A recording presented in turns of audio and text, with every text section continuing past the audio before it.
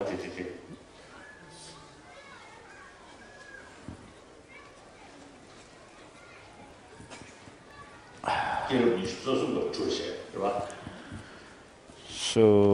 we are on the 24th chapter of the Jataka Mala.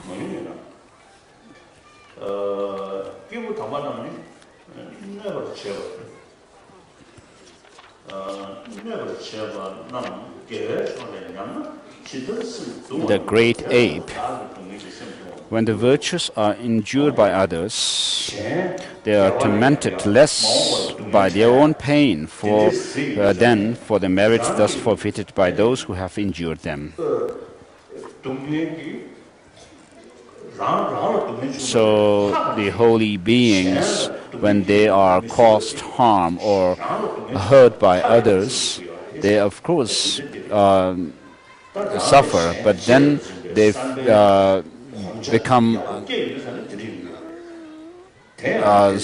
sorry. They feel sorry for the one who caused them injury and hurt. At one time, the Bodhisattva showed just this. Near the snow mountain lies a blessed region, rich and inviting, fragrant as the sweetest of aloes, its mantle of magnificent forests as lush as dark silk.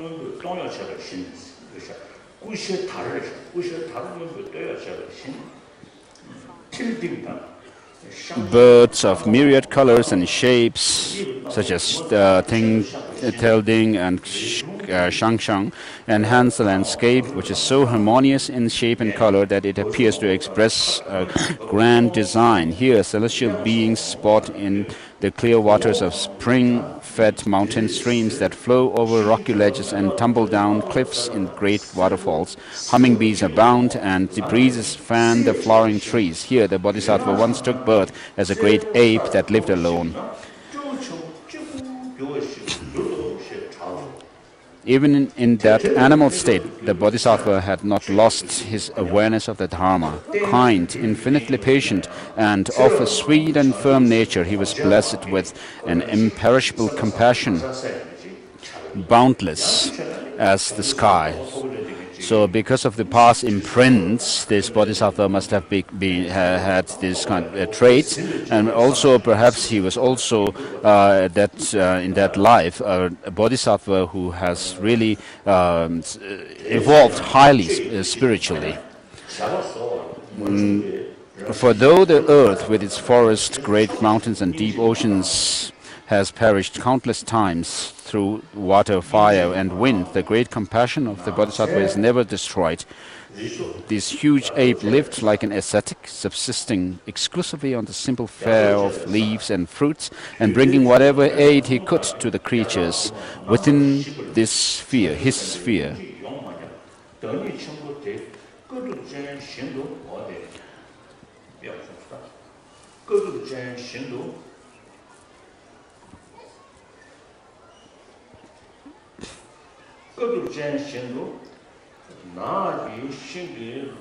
One day it came to pass that a certain farmer, having gone in search of a stray cow, completely lost his way. Unable to determine his location from the star map of the sky, he wandered utterly at random until finally he reached the domain of the great ape. There, exhausted by hunger, thirst, heat and fatigue, his heart ablaze with a fire of misery and his mind oppressed with the weight of his despair, he threw himself down at the foot of a tree. Casting hungry looks here and there, he spotted a number of sour tinduka fruit lying scattered on the ground. The pangs of his hunger made their bitterness seemed sweet, so sweet in fact that he began to search for their source. He did not have far to look. Rooted in a rocky slope at the edge of a waterfall, the tree grew out over the precipice, its branches laden with a heavy clustered fruit, tawny and inviting. Filled with craving, the farmer mounted the slope and, climbing the tree, reached a branch heavy with fruit. In his eagerness to obtain the fruit, he crawled out to the very end of the branch. Suddenly, unable to bear his weight, the branch snapped as if chopped off by a hatchet. With a cry, he fell headlong over the cliff. Holding on to the branch for dear life, he fell into the ravine and into a pool of deep water which was surrounded by steep rock walls. The leaves of the branch cushioned his fall, preventing any broken bones, and he was able straightway to climb out of the cold water, but looking in all directions he could find no escape from the forest chasm. Realizing that he would soon starve to death, he burst into tears, the arrow of despair piercing his heart. Overwhelmed by distress, he cried out, "Alas, here in the midst of a remote forest, far from any human ears, I have fallen into a pit like a wild beast caught in a trap. No one, no matter how carefully they search, will ever find me except death. No relatives or friends can hear my cries, only the swarms of mosquitoes who come to drink my blood. I shall never again see the streams, the sky resplendent with its jewels-like stars. I sit here in total darkness, while the black night of this pit hides me from the world." Thus lamenting, he passed many days in the deep pit, sustained solely by the water of the pool and few tenduka fruits that had fallen with him. Now the great ape happened to wander through the part of the forest in search of food.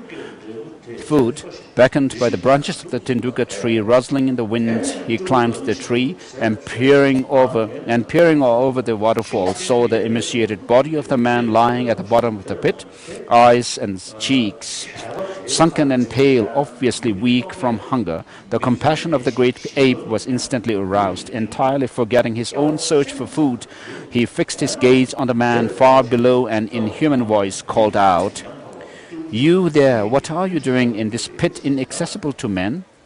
Who are you and how come you to be here?" And then the bodhisattva wanted to save the person. But before actually going to the person, he exercised himself, trained himself, whether he could carry the person, and he picked up some stone and tried to jump from the cliff and so forth. And then he increased the size of the rock that he would carry, and then trained himself. After training himself and found that he would be able to save the person, then he went to the human being, the person down there, and saved him from that pit. And the person was saved alive, and then after having saved his life, the man, what he thought was, instead he tried to kill the ape while he was lying soundly asleep, and when he hit a huge tree on the head of the ape, in order to kill him, what happened was, because of his weakness, he was not able to hit on the head fully, but it hit a part of the head of the monkey, the ape, and so